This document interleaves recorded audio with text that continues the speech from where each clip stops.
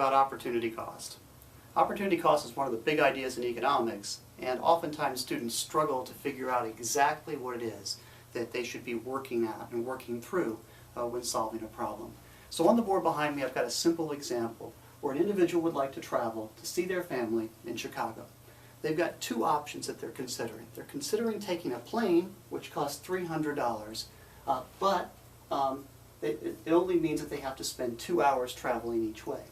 The train, on the other hand, costs less, but the amount of time it takes is 12 hours each way. And so the question here is, which mode of transportation should they take? In order to answer this question, we're going to have to break this down into two components. The first component would be, what are the financial savings by taking the train, as opposed to the opportunity cost of a person's time, the time lost by using the train instead of getting on the plane. So to help us here, we're going to look at the cost savings with the train first. And since the plane is $300,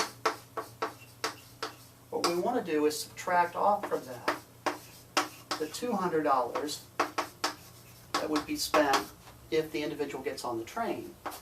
And so if you get on the train, there's $100 in savings, just in terms of your financial outlay. The flip side of that is that the plane is going to save you time. And so you're going to end up spending 24 hours if you get on the train. And we want to subtract from that the amount of time you would have spent on the plane. Of course, it's 2 hours each way, so that's 4 hours round trip.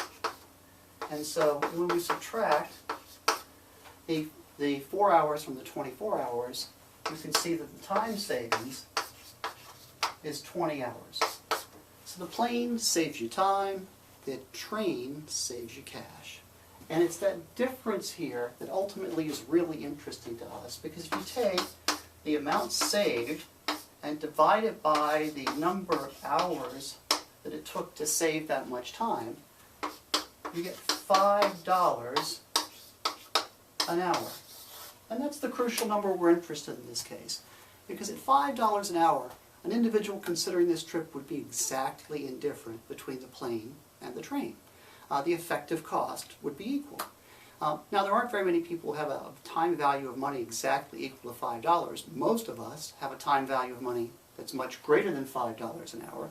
And so you would end up taking the plane because the amount of time you saved, if your time is worth $10 an hour or $20 an hour, then the plane saves you a lot of time, and that time is valuable to you. On the other hand, if you're unemployed, you've been laid off, you're on vacation, or you're a student who's out not in school at that moment, it may very well be that your time value of money is pretty low, in which case saving the $100 and taking the train might prove to be an attractive option. Now, I've said all of this with one very crucial thing in mind, that I don't view the train or the plane as being inherently better or worse than the other. So for instance, if you happen to have a fear of flying, well then that would alter the calculation we've made here. If you happen to enjoy a long train ride and enjoy seeing the countryside, and that would be peaceful and relaxing to you, that would alter the calculation here. In economics, we always try to keep these outside variables off to the side, we try to focus on the problem at hand, and we try to arrive at a number that gives us some benchmark for people making decisions. And when you arrive at something like $5 an hour, well, that tells you that that's really very consistent with the way the real world works. Even households with relatively low incomes typically fly if the journey is long enough, because the time savings bring the effective cost down to such a small amount that it becomes worth it for them to do that. I hope you enjoyed this lesson, and I hope it made sense, and I'll see you again soon here at Office Hours. Take care.